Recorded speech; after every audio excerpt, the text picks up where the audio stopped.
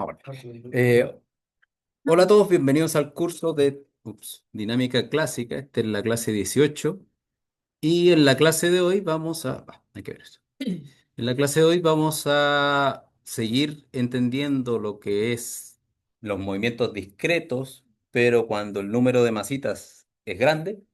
Y vamos a tomar lo que se conoce el límite del continuo, que es que el número de masas se vaya a infinito. El número de objetos que están, por ejemplo, en nuestra cadena de resortes. ¿Cuál es la idea? Entender de forma un poco más conceptual, primero, qué significa irse al límite al continuo, porque no es simplemente enviar todas las cantidades a infinitos o a ceros para explicar el sistema, sino que el sistema tiene que converger en cierta forma a algo que sea razonable en el caso de que sea un continuo. O sea, por ejemplo, si tenemos este resorte, que tiene n masitas. Tenemos una masita ahí, otra masita ahí, cada una con constante del resorte k y con distancia natural a. Nosotros aquí vamos a tener n objetos que en principio vamos a poder describir con n distintos movimientos. Cada una de sus masitas podría moverse de una manera y en principio tendríamos a priori n grados de libertad. Pero debido a que están interaccionando unas con otras a través de los resortes, se van a formar modos normales y esos modos normales nos van a servir para poder describir el movimiento general de cada uno del sistema completo cuando esté oscilando. Entonces, en su momento, nosotros habíamos visto que en el límite de pequeñas oscilaciones, o sea, cuando partíamos del lagrangiano grande, encontramos las condiciones de estabilidad y con respecto a los puntos de las condiciones de estabilidad hacíamos expansión en serie de Taylor sobre esta para quedarnos con los términos cuadráticos y encontrarnos con los términos de menor orden que tengan sentido dinámico. Terminamos con este lagrangiano que está acá, donde el primer término, el término genérico o el término que identificamos de forma fácil con respecto a la energía cinética, y el segundo término viene siendo el término linealizado que está relacionado con la energía potencial de estos resortes. Primero que nada, recuerden que las condiciones de pequeñas oscilaciones significan que existe una condición de equilibrio, que por ejemplo aquí está en A, y en torno a este valor nos movemos de forma pequeña. No existe en este caso el límite donde esta masita, por decirlo así, se estire tanto que vaya a terminar para acá y la masita que está atrás se estire tanto y vaya y tenemos otro resorte acá. No alcanzan a superponerse, porque estamos en el límite de pequeñas oscilaciones, solamente está vibrando.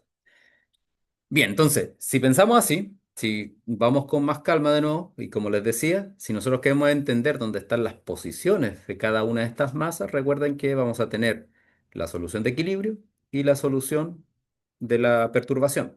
En ese sentido, cada una de las posiciones de equilibrio van a estar asociadas con el número de la masita o el índice de la masita por el número de veces que es el largo natural del sistema. O sea, la masita uno se encuentra en A más la perturbación eta 1, la masita 2 está en 2A, la masita 3 está en 3A, etcétera, etcétera, etcétera, hasta que llegamos al último que tenemos NA y el muro que se encontraría en N más 1A.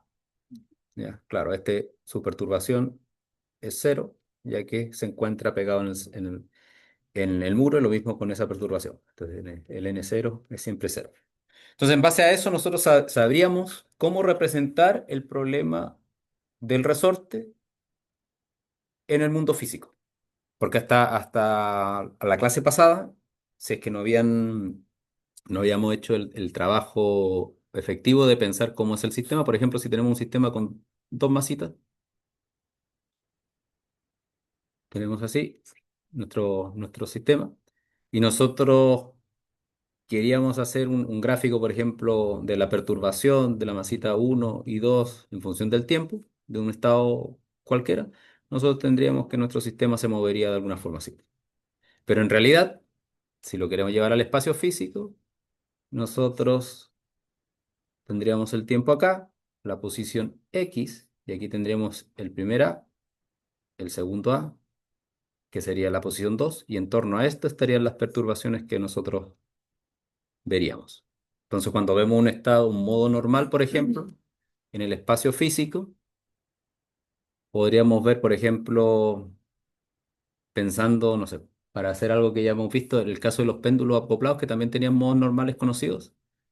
tendríamos que esos son sus posiciones de equilibrio, tendríamos que, si son el modo que van en la misma fase, tendríamos un estado así y el otro iría en fase, mientras que en el otro caso, en el otro estado, en el otro modo normal que tenía el problema del péndulo, de los péndulos acoplados, tendríamos uno que va en fase y el otro que va en en desfasado en pi medio. Ahí me quedó mal el dibujo, pero donde es la posición de equilibrio.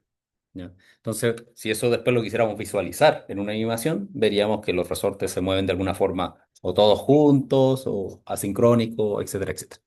Eso es importante porque sea como sea, nosotros estamos resolviendo y después queremos entender cómo funciona el mundo real. Entonces, eventualmente, aunque tengamos las coordenadas generalizadas que nos ayudan un montón para simplificar el problema y la resolución del problema, eventualmente queremos ver cómo se ve en el espacio físico.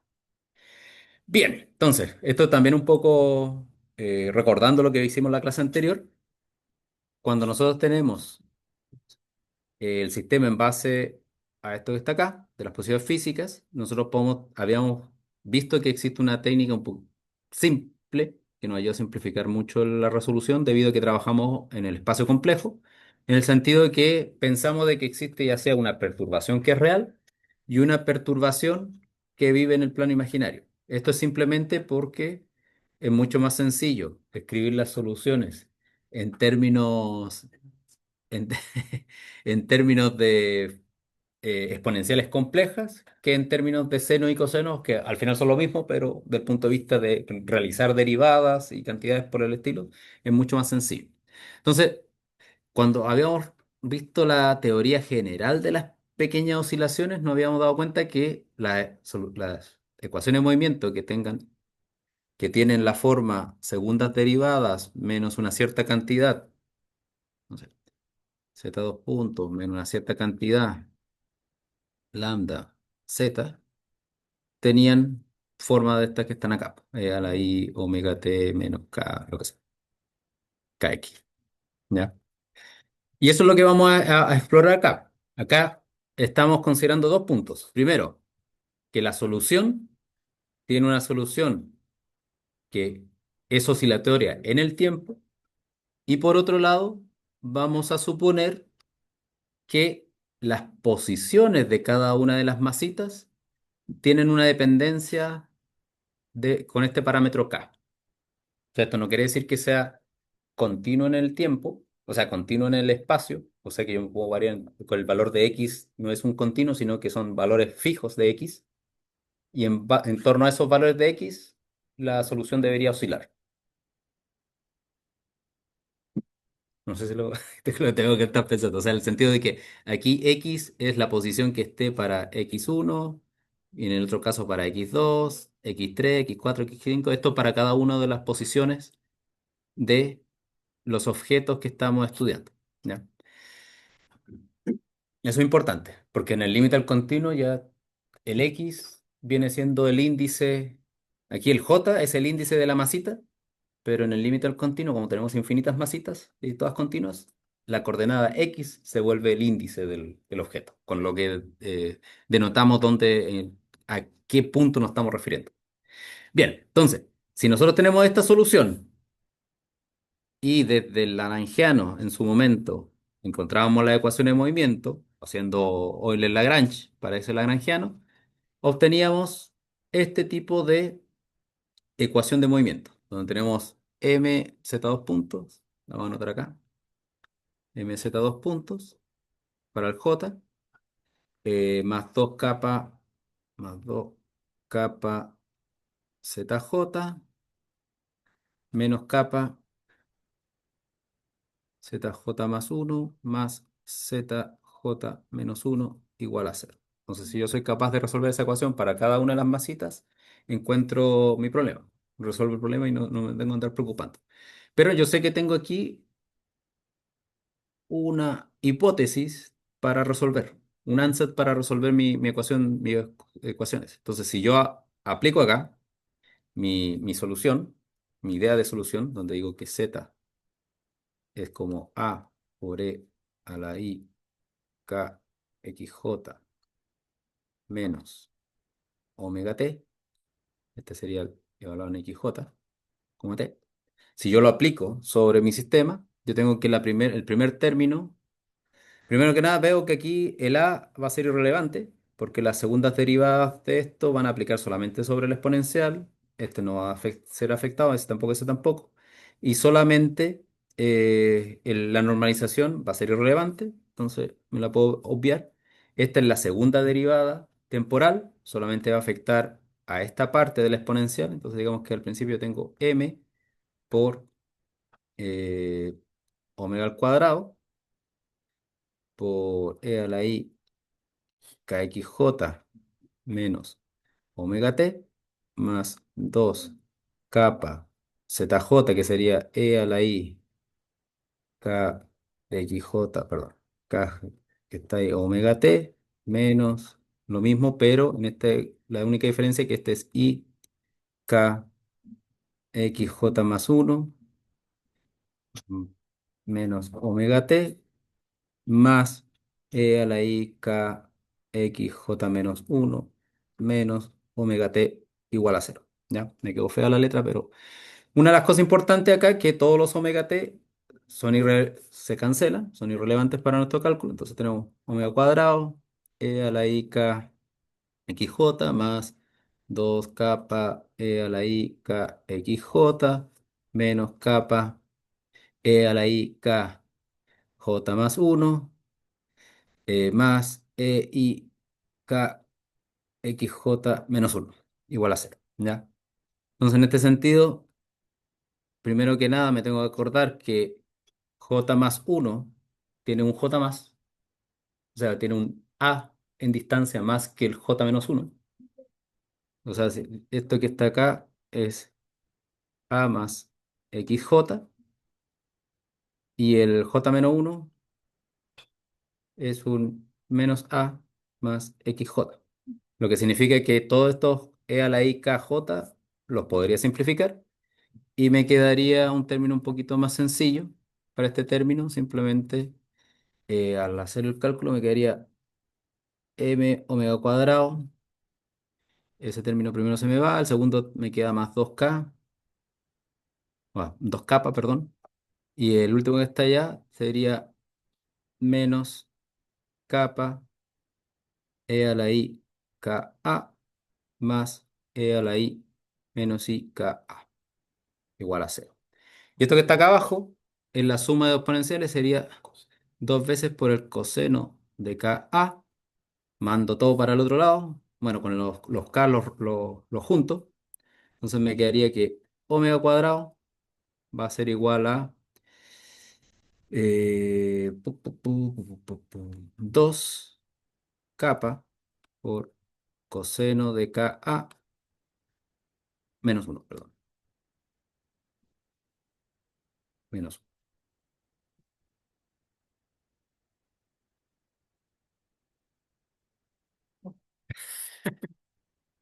menos Me da risa que ahora el el, papel ni siquiera me lo pide. estamos así como Se asume algo. todos miramos Es a. una salsa. No, no, el punto aquí con el. Pero- Claro, me faltó un signo, pero bueno, Mm. ahí que me equivoqué en un signo, perdón. Ahí está, gracias.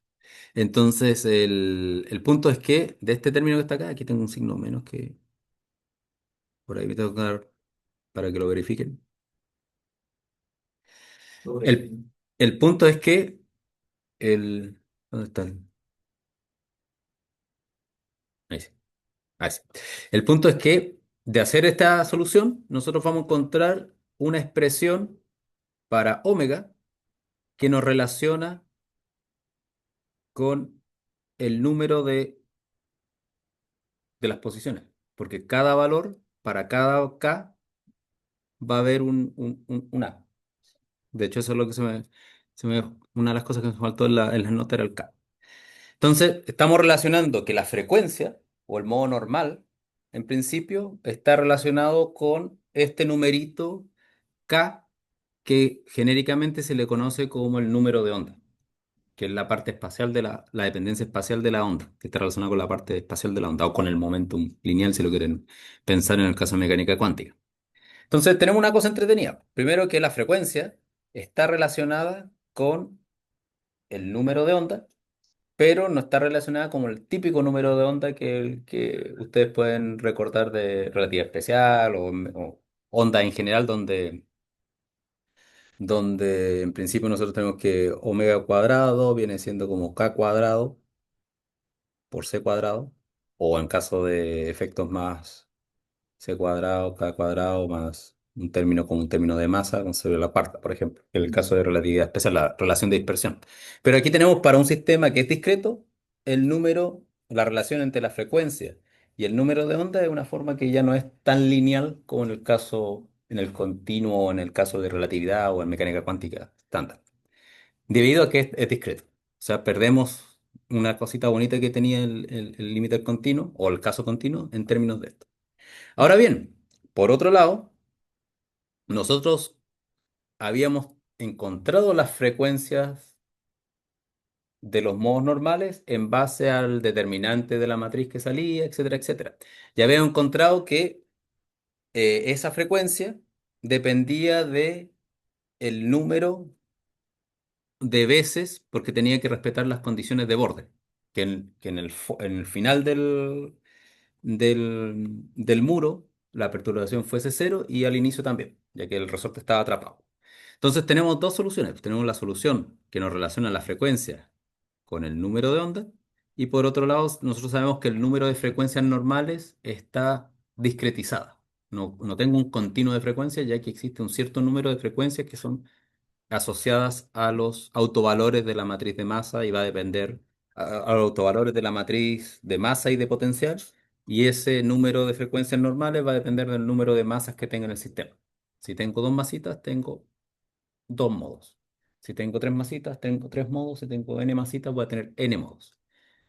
Bien, entonces, por un lado, yo he encontrado que la frecuencia dependía de esta forma por el seno de k por a partido por 2 y por otro lado había encontrado que los modos normales estaban relacionados con seno cuadrado por npi partido por 2 n más uno, donde n es el número total de masas. Entonces aquí tenemos una relación que nos permite conectar directamente el número de ondas y el número de modos normales que tiene el sistema. De tal manera que los números de onda ahora también van a estar discretizados. O sea, no tenemos un número arbitrario de números de onda en nuestro sistema, sino que responden al hecho de que hay n masas, entonces solamente tengo accesible a n formas de propagar la onda en el espacio. También podría verse como decir que cada medios es igual a lo que está ahí porque satisface las condiciones de borde, También. que se puede sacar atrás de las condiciones de borde. Sí, o sea, esta fórmula que está acá es de las condiciones de Borda. Ay, Y este y esta acá sale por suponer que hay una solución del tipo oscilatorio, mm, también en el espacio. Y el hecho de que ambos estén conectados nos está diciendo básicamente que una onda en un sistema de n masitas solo puede haber un número, por decirlo, entero de ondas dando vueltas, que está relacionado con lo que tú dices de las condiciones de Borda, que cuando llega al borde se refleja la onda y tiene que volver. Entonces, el hecho de que estemos estudiando un sistema que está cuantizado, que esté discretizado, implica que el número de modos se discretiza de forma precisa. Y eso ocurre ya sea al nivel de mecánica cuántica, cuando tenemos un potencial y hay que sacar los distintos modos normales. Y una vez que el potencial se vuelve cero con respecto a las perturbaciones, tenemos un continuo de soluciones, cuando no tenemos condiciones de borde. o más o menos. Porque los dos son iguales, porque tenemos seno cuadrado. Ah, O sea, piénsalo como puedes tener la onda yéndose a la derecha y la onda yéndose a la izquierda. En el sentido de que K está relacionado aquí con que tú puedes sumar el positivo o el negativo y te van a salir las soluciones que son tipo seno y las soluciones tipo coseno. o sea, yo puedo tomar ahí en vez de y factor de eso y el valor absoluto de eso. No, si toma el valor absoluto, o sea, siempre tienes que sumar por los positivos y los negativos. Ujú. Y eso te va a dar a que tienes coseno y seno de K para el coseno y K por el seno, pero esos K van a ser positivos, Mm. porque las combinaciones de exponenciales positivas con exponenciales negativas complejas, te van a dar uno al otro. Ok, Es como la idea. Ya, entonces, ¿qué es lo importante? Que el número de onda está también discretizado. Pero las condiciones de borde, lo que tú estabas comentando, salen de forma más natural, lo que tú mismo decías. Que si yo sé que la perturbación en cero tiene que valer cero, o sea, cuando yo hago las combinaciones de todo esto, yo voy a tener que tengo una combinación lineal de modos normales, que dependen de kn, de coseno y seno, más las partes que dependen del tiempo. Si yo quiero que las perturbaciones sean cero en el muro, en el primer muro, eso implica que a sub n tiene que ser cero para todos los n's. Y si las perturbaciones en el muro que está a la derecha, en n más uno son cero, va a implicar que como los b sub n no pueden ser cero porque tengo que tener una solución dinámica, necesitamos que seno de kn por, por n más uno a sea n pi medios, que son las distintas soluciones para que el seno, perdón, n pi, para que son las soluciones donde el seno vale cero. Entonces, de esa forma yo tengo también que, para que esto tenga sentido, kn tiene que ser n pi partido por 2 n más uno a, que era lo que teníamos acá también, que son las soluciones, pero solamente por las condiciones de borde.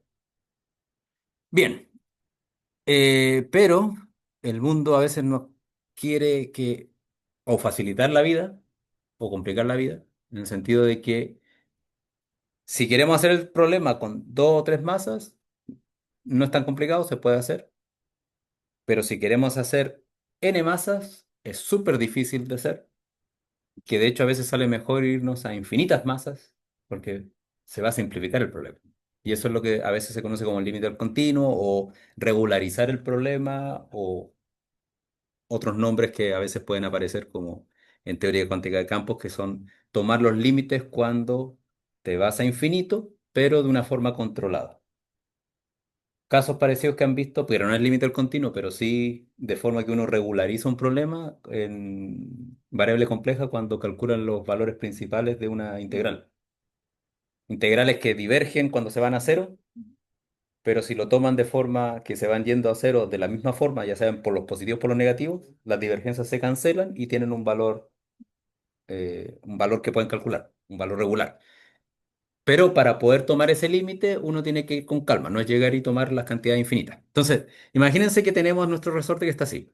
Y ahora alguien se volvió loco y dice, yo quiero ir al caso donde tengo muchas masas, tal que el número de masas se vuelve infinito. Eso va a implicar, como esto es una distancia finita, que el número, o sea, las distancias entre masas, se tiene que ir a cero. Pero no vale con yo tomo a igual a cero y n infinito porque mis expresiones se van a volver no definidas, porque no sabemos cómo se están yendo unas con respecto a otras. Entonces, en este caso, la lección que uno quiere aprender es el hecho, cuál es el procedimiento que yo debo seguir para lograr que mi sistema se comporte de forma regular, se comporte de forma bonita, sin llegar a problemas de incompatibilidad o de no definición del problema. Entonces, si yo me voy a n infinito y a igual a cero, primero que nada yo sé que mi largo del sistema es finito. Yo mido mi resorte y que mide no sé, un metro. Eso va a significar que la relación de mi sistema, digamos que esto le vamos a llamar L, tiene que ser tal que n más uno por a va a ser igual al largo a la distancia que hay entre muro y muro. Eso no va a cambiar. Yo solamente estoy tomando un sistema con más masitas y al final esto se va a transformar en un gran resorte, pero ese gran resorte donde tengo masas distribuidas en todos los puntos, como sería un resorte físico real, que el alambre está hecho de masas. Por otro lado, tenemos nuestra primera cantidad que queremos que sea estable, o sea, si n se va a infinito, a se tiene que ir cero de tal manera que la multiplicación de n más uno por a nos dé un número finito. Por otro lado, si yo voy a n masas y las n masas tienen valor de masa igual a m, tendría infinitas masas y eso no es compatible con nuestro sistema. Entonces nosotros queremos regularizar de tal manera que la razón entre la masa partido por la distancia, la distancia entre masas, sea una constante. Y esa constante es lo que se va a conocerse como una densidad lineal de masa. O sea, eso quiere decir que si yo tomo un metro de masa, yo sé cuánta masa tengo en total, pero va a estar dada por la suma de las pequeñas masitas que tiene que ser constante. O sea, si yo mido que mi resorte en total, desde el extremo de un muro hasta el otro muro, tiene una masa de 1 kilogramo, yo sé cuánto es la cantidad por distancia, por longitud de masa que tiene que tener para que me dé 1 kilogramo en total. Entonces, queremos que, aparte de que el largo de mi resorte se mantenga comportándose bien, también yo quiero que la densidad de masa se comporte bien, sea un número finito. Y por otro lado, tenemos el hecho de que tenemos una unión de infinitos resortes. No sé si se acuerdan de mecánica de pregrado, pero cuando yo tengo un resorte,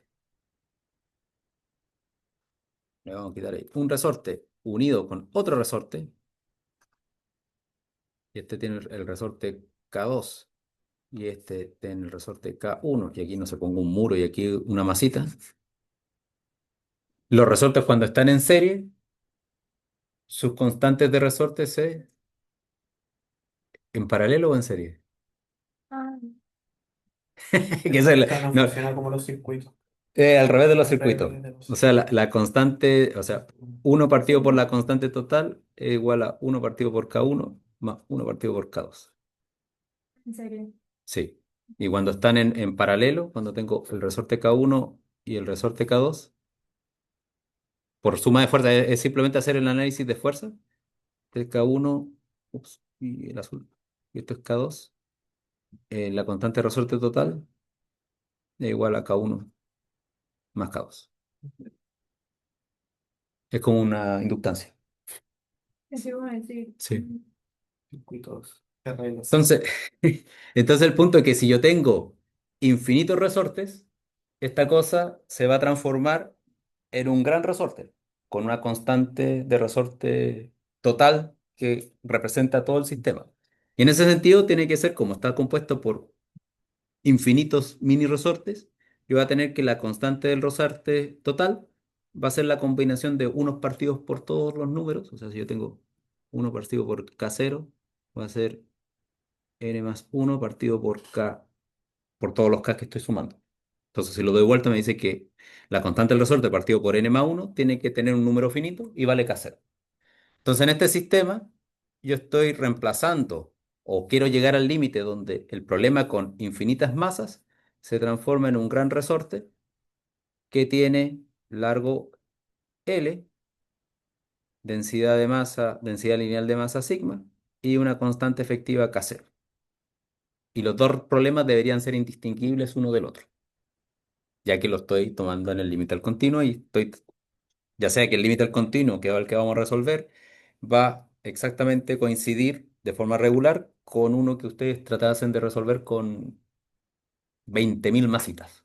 Si es que lo pueden poner en un computador o le ponen, no sé, 1 millón de masitas y las quieren simular, se van a demorar mucho en el computador, pero deberían corresponder unos con el otro. Y de hecho, pues, podría ser un proyecto, uno de los proyectitos. Ya, independiente del proyectito, ¿qué pasa con nuestras fórmulas? Nuestras fórmulas de los modos normales, porque antes cuando teníamos n masas, teníamos n modos normales. Si nos vamos al límite de infinitas masas, deberíamos tener infinitos modos normales. Y eso es lo que vamos a ir viendo. Entonces, en el primer caso, lo que habíamos encontrado para n masas, sin ser de forma, o sea, lo que habíamos encontrado para n masitas, n resortes, es que la frecuencia al cuadrado era 4 veces la constante de uno de los resortes partido por la masa de una de las masitas que está entre resortes por el seno cuadrado de n pi partido por 2n más 1. Para n el número de n minúscula yendo hasta n mayúscula. Ahora ese n se va a ir infinito, pero por otro lado estas constantes que están acá tienen que escalar de una forma bien definida porque las tenemos definidas como son las reglas de transformación entre unas y otras, para que esto se regularice bien. Por ejemplo, el kappa partido por m, eh, si yo divido kappa partido por m, Eh, si hago capa partido por m, ahora esto se va a transformar en capa cero por n más uno, capa cero por n más uno, partido por a. No, sigma a. Sigma a, por ejemplo. Entonces, en ese sentido, y sigma a, en el límite cuando n se va a infinito, nosotros podemos tomar como n se va a infinito, perdón, el n mayúscula se va a infinito, aquí tengo un problema de dos n's, en realidad al cuadrado se va a transformar solamente al cuadrado, su argumento siempre va a estar en el límite cuando seno de teta igual a teta, ya que n se va en infinito y esto que está acá, la única forma que lo alcanzar es que ese n se fuera infinito, pero a lo más no va a llegar a un valor tan grande, nunca vamos a llegar a ese límite, entonces en principio nuestras frecuencias van a estar relacionadas con esto y el A con el otro que está acá se nos van a, ups, y el término que estaba acá, que era A, y el A en realidad está relacionado con el L de esta manera, entonces A es L partido por N más uno, k cero sigma A es L partido por N más uno por N más uno, esto se cancela. Y empiezan a dar esos términos que están acá al frente, este que está acá. ¿Ya? Como está al cuadrado, tenemos un otro n más uno dando vuelta y por eso aquí aparece un L. ¿Ya? Para que lo visualicen. Bien, ¿qué importante acá? Que las frecuencias ahora tienen una relación bien bonita. Frecuencia al cuadrado, capa cero, una constante, que le vamos a llamar tau partido por sigma, o sea, tau ahora va a ser capa cero por L. Y adentro tenemos npi partido por L al cuadrado. Eso tiene una forma conocida, por lo menos cuando uno estudia ondas en medios un poquito más continuos, que es lo que se conoce como la relación de dispersión, que nos relaciona cómo la frecuencia está relacionada con el número de onda a través de la velocidad de propagación de una onda. O sea, lo típico, omega igual kappa por c, e igual p por c, o lo que sea, en el Sería, caso de las ondas profe, de los fotones. sería velocidad de grupo o de fase. ¿Cuál? La velocidad, la velocidad de, hay dos velocidades, ¿no? De grupo y la velocidad Esta de es la fase. de, en este caso que está lineal es la misma. La misma. Todas las ondas se mueven independiente de su frecuencia o su número de ondas, se mueven todas igual, a la misma velocidad. El problema radica acá, que las velocidades se te separan. Tú mandas un paquete de onda con una forma en específica y a medida que va evolucionando, unas frecuencias se van más rápido, unas se quedan atrás y desarma todo el paquete de onda. Mm. Y te quedas con un sistema de coherencia. En el caso de mecánica cuántica, tú tienes que los paquetes de onda se te separan y queda una ensalada. Eso es lo que pasa con los neutrinos. Llega a una cierta distancia donde ya los neutrinos no deberían estar juntitos con un sistema cuántico y terminas con los promedios de las probabilidades de oscilación. Ya, entonces tenemos esta cosa que son el sistema, la relación de dispersión, que nos relaciona cómo las frecuencias escalan con respecto o cómo están relacionadas con el número de onda. Y en el caso de nuestro sistema, perdón, la velocidad característica de una onda viene dado por la raíz cuadrada de este parámetro tau partido por sigma. ¿Qué va a implicar eso? Que ahora eh, yo tengo mi sistema, que originalmente era discreto, tenía n partículas, a tener un sistema que sigue teniendo n partículas, o sea, n elementos, pero van desde menos infinito a más infinito. O sea, la solución de mi sistema sigue valiendo la misma fórmula, simplemente tengo que darme el trabajo que es sumar desde menos n hasta más n, escalando, calculando cuánto es el valor del k sub n y del omega sub n para tener la solución. En el sentido de que yo fijo las constantes de mi sistema y puedo encontrar la evolución de mi sistema sin ningún problema, dada por las condiciones iniciales. Ahora bien, eso nos va a dar pie a ver qué le pasa a la ecuación de movimiento en el límite al continuo. Porque nosotros sabemos que simplemente lo que hemos tomado acá como soluciones y todo viene del límite discreto, pero nosotros queremos ver el límite al continuo. Nosotros encontramos el lagrangiano que está acá, bueno, no el lagrangiano, pero tomamos las relaciones de escalamiento, las aplicamos sobre las fórmulas que habíamos encontrado y encontramos que la relación de dispersión se linealiza, porque son relacionadas la frecuencia con el número de onda, ahora son lineales. Esto usualmente se le conoce la velocidad característica y la solución debería ser una cosa tipo continua. Muy bien, pero ¿qué le pasa a la ecuación de movimiento? A la ecuación que nos decía cómo se movía cada una de las perturbaciones de nuestro sistema. Nosotros teníamos originalmente que la ecuación de movimiento era este m eta 2 puntos más 2 capa eta menos capa eta j más uno j menos uno. Ahora los j más uno j menos uno y j ya se empiezan a difuminar porque son infinitos. Tenemos que ver cómo ex- llevamos la ecuación discreta a su límite al continuo. Entonces, si yo hago aquí un truquillo, primero que nada transformo si recuerdan la m partido por a era igual a sigma, capa era igual a capa cero por n más uno, etcétera, etcétera, y reemplazo en estos términos, yo voy a por lo menos voy a poder terminar con este término que está acá, que esta constante que está acá. O sea, le quito la m que está enfrente y agrupo todo en la combinación de esto. Otra cosa importante que aquí yo tengo dos capas por eta j. Entonces, si un capa eta j lo agrupo con el j más uno y el otro capa j, eta j, perdón, lo agrupo con el n menos uno, yo tengo esta misma ecuación. Aquí lo único que he hecho ha sido reordenar los términos. ¿Y eso por qué? Porque me voy a encontrar con dos cosas que son importantes. Primero que nada, primero que nada, los que han estado jugando, bueno, no jugando, pero trabajando arduamente y programando sin parar sobre el curso de programación, se pueden vislumbrarán que si yo tengo la derivada de una función en el límite al discreto, yo lo puedo ver como, por ejemplo, i más uno menos fxi partido por xi más uno menos xi. Usualmente esa diferencia la pueden llamar h. Entonces ustedes tienen fxi más uno menos f uno sobre h. Es así.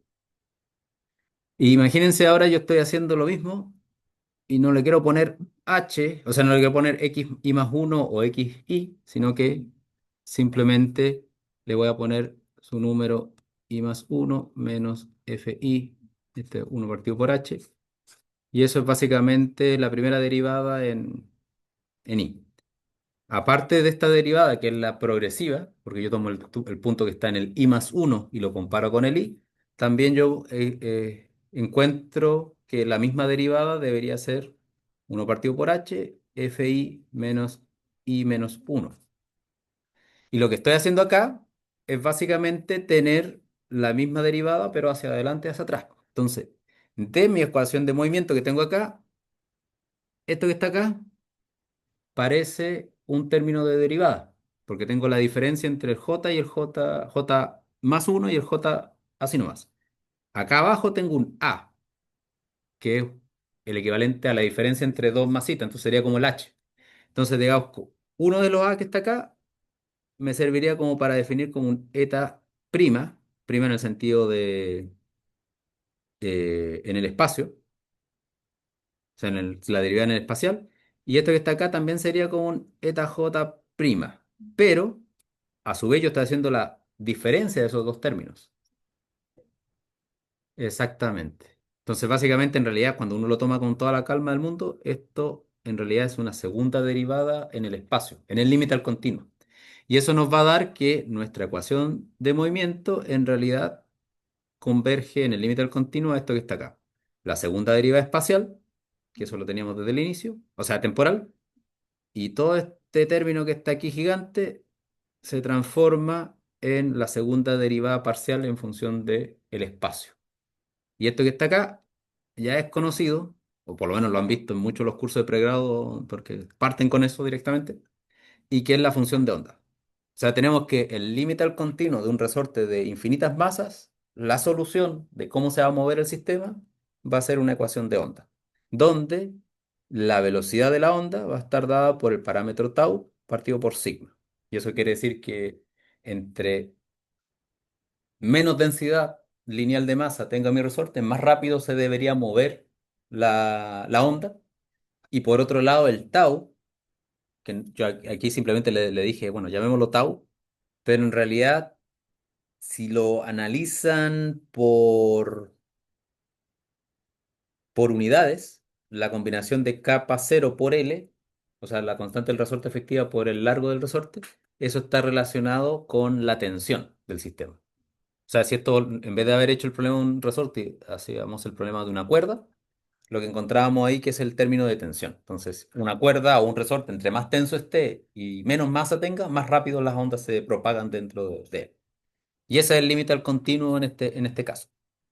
Ahora bien, esto nos abre un nuevo capítulo en el curso porque nos conecta con la parte de física matemática o sea, la física matemática que está contenida en la mecánica, que en este caso las soluciones de la ecuación de onda, que desde el punto de vista técnico son ecuaciones diferenciales parciales elípticas, vamos a tener un montón de características. Primero que estas soluciones van a depender del número de dimensiones que estamos trabajando. O sea, nosotros recién solamente vimos un resorte en una dimensión que se mueve para adelante o para atrás, pero en principio no es necesario que sea un resorte en una dimensión, puede ser un resorte en dos dimensiones, o sea, una red de resortes. Y en vez de ser una red de resortes, podría también ser una malla de resortes, o sea, un cubo de resortes, donde hay un resortito en todas las dimensiones, en todas las direcciones, o en más dimensiones, y en más dimensiones, en más dimensiones. Entonces, esto ya es un área de investigación propia, que es qué pasa con el número de dimensiones y la ecuación de onda como transforma. También los que se acuerdan bueno, en teoría electromagnética también están lidiando con ecuaciones relacionadas a la ecuación de onda. Depende mucho de la geometría del sistema. No es lo mismo resolver la ecuación de onda en un cilindro, que en un cubo, que en una parábola o una elipse o lo que sea. Las implicancias de las condiciones de borde. No es lo mismo que la onda cuando llegue al borde tenga un valor cero, el valor de la función, a que tenga una representación periódica de ella misma, o que cambie de signo, o que abre un montón de cosas, por ejemplo, Como la resonancia en tubo. o sea, por ejemplo, tú tienes lo que tú dices, si tienes tú tienes un tubo abierto, es distinta a las frecuencias de resonancia que cuando el tubo está cerrado. Mm, También es distinto, ya en sistemas un poco más, si es que tienes un tubo que es un toro. La onda tú la produces aquí y en principio tiene que ser un número entero de veces.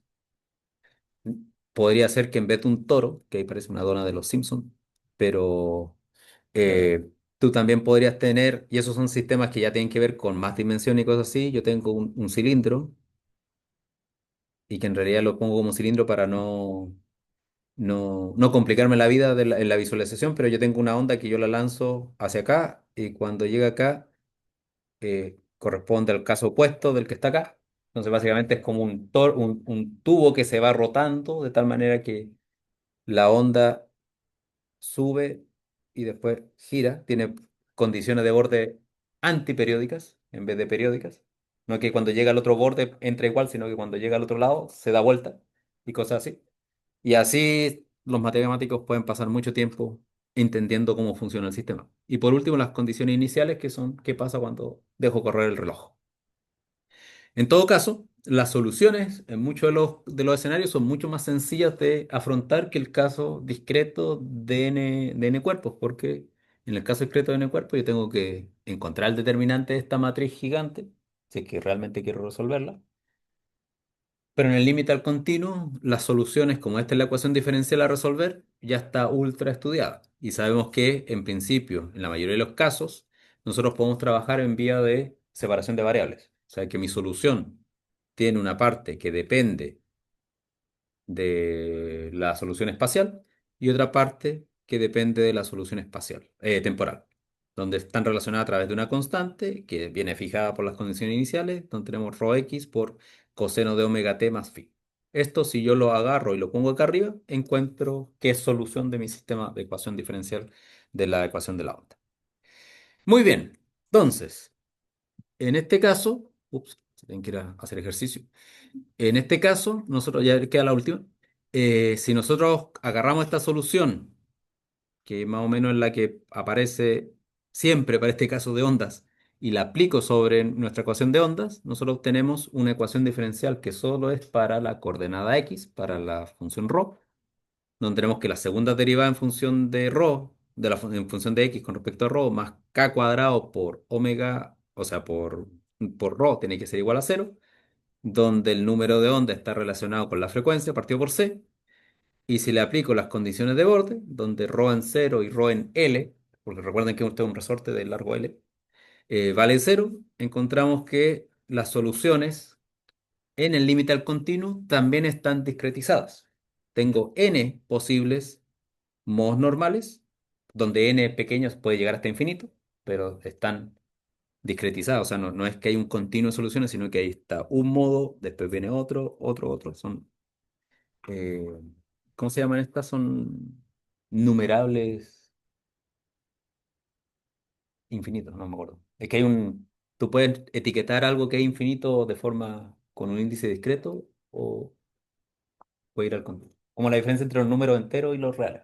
No, Que tienes, ¿qué es? Infinito, incontables. infinito contable, infinito no contable o algo así. Incontable. Que para los matemáticos es un océano de diferencia. Pero el punto es que nosotros tenemos n modos normales, o sea, son discretizados, pero son infinitos. Y si nosotros lo aplicamos a las condiciones a la condición total, nosotros vamos a tener la clásica solución del sistema de una cuerda o de un resorte o lo que sea que hemos visto en los cursos de pregrado. Eso de así, de cuando uno estudiaba cómo se mueve una onda en una cuerda. Bien, entonces, cualquier sistema que nosotros queramos resolver va a ser una composición lineal, una suma lineal, una superposición lineal de los distintos modos normales. Después vamos a ver que la misma matriz modal que antes era para el caso discreto se va a poder ver en el límite al continuo, etcétera, etcétera, etcétera. Y si nosotros vemos aquí un videito solamente para, no el típico video de una cuerda vibrando sobre un asunto, simplemente aquí vamos a ver un resorte, los modos normales de un resorte, ya que nuestro problema estaba relacionado con esto. Le voy a quitar el video, el audio. Aquí tenemos cómo el caballero está haciendo vibrar el resorte y más o menos tienen que ver aquí que en las partes donde el video se ve más borroso quiere decir que es donde se está moviendo más el resorte. Entonces, eventualmente él va a encontrar, cambiando la frecuencia, bueno, aquí no la está cambiando, pero aquí simplemente está viendo, eh, quizás le puedo poner aquí, no sé si tiene HD, si tiene HD, no, llegó hasta 720. ¿Qué pasa cuando llega a los modos normales de un resorte en este caso? Bueno, ahí se le está cayendo la cama. Ahí está tratando de... Por ahí, mira, ahí se ve como un modo, ahí tenemos o algo así. A ver, vamos a llegar, vamos al caso, y ahí le voy a subir a otro, tal vez ahí va a ser más fácil visualizar cuando aparecen los modos, porque en principio ahí hay ¿dónde hay un nodo? Ahí hay un nodo porque aquí se distingue el resorte, mientras que ahí está un nodo bien. Y ahí están los antinodos de la onda. Y él para verificar le va a poner un papelito, si no me equivoco, dentro, para mostrar que realmente no es simplemente que se está moviendo tan rápido que la cámara lo ve como quieto, que Hace 14 años. hace 14 años. Ah, sí. Yo tenía 9, creo. Mira, ahí mete el papelito y se da cuenta que no vibra, y si lo trata de meter donde hay un antinodo, se vuelve loco. Yo me sentaba aprendiendo y solo y lo veía aprender. Mucho que tenga bendición. Rufín, hace 14 años. Rufín, familia. Yo qué, yo tengo cuentas de Calliope. Ah, yo que no me dice nada, no, 14 años, no sé. Claro, y ahí pueden ver otro ejemplo del resorte. Ahí tiene cuatro modos normales, parece, o sea, cuatro nodos. No, ahí tiene cuatro nodos, etcétera, etcétera. Entonces, en el sentido de que, por un lado, eh, se ve eh, imponente cuando uno habla del caso discreto, llegar al continuo, pero cuando uno ya está en el caso continuo y trabaja en el modo continuo, las expresiones se simplifican un montón, se hacen más regulares, se hacen más bonitas. A diferencia de que en el límite entre el infinito y no infinito es complicado todo. Cuando son dos masitas, tres masitas, como decía, dos masitas, tres masitas, se puede resolver a mano.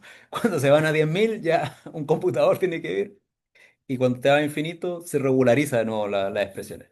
Me sorprende la similitud con el pozo infinito de potencial y el mismo. Claro, porque cuando no hay infinito, sí se pierde la relación entre la relación de dispersión. A la forma del argumento del seno. Es un pozo, Por- claro. Simplemente porque el pozo no es infinito. Cuando sea infinito, el borde de arriba no te afecta. Imagínate que fueron las funciones de aire. Ahí con la. Pero, o que el resorte tuviera masa variable. O sea, en el sentido de que tuviera una densidad de masa que va cambiando con la distancia, ahí es otro problema. Que eventualmente vamos a ver por ahí. proyecto. No, no, no, no es proyecto. Claro. Todo proyecto, todo O proyecto. sea, Bueno, pero voy a dejar aquí la grabación.